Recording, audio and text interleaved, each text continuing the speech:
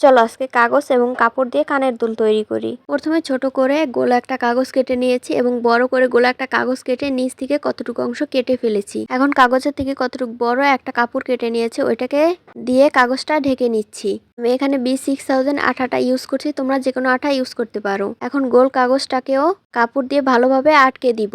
দুই সাইডেই এই ছোট গোল কাগজটাকে আটকে দিব কাপড় দিয়ে। এরপর সুই সুতা নিয়েছি, সুই সুতা এটার সাথে ভালো করে গের দিয়ে নেব। তারপর 4mm এর কিছু পুঁথি নিয়েছি, এখানে 15টা পুঁথি আমি ইন করে এই সাইডে আবার ভালো করে গের দিয়ে নেব। এরপর উপরের কাপড়টাকে লাগিয়ে দিব। এখন এটার উপরে আমি ছোট ছোট কিছু গোল্ডেন কালারের স্টোন লাগিয়ে দিচ্ছি। কানের দুলটা বানাতে আমি এখানে B6000 আঠাটা ইউজ করেছি। এখন এই গোল কাপড়টার উপরে আমি সিলভার কালারের কিছু ছোট ছোট স্টোন লাগিয়ে দিচ্ছি। তোমরা দেখলেই বুঝতে পারবে কিভাবে লাগাচ্ছি। এখন এই গোল কাগজটা নিচে একটু ছিদ্র করে নিব এবং এটাও ছিদ্র করে নিব। এখন দুইটা একসাথে জাম্পরিং দিয়ে অ্যাড করে দিব।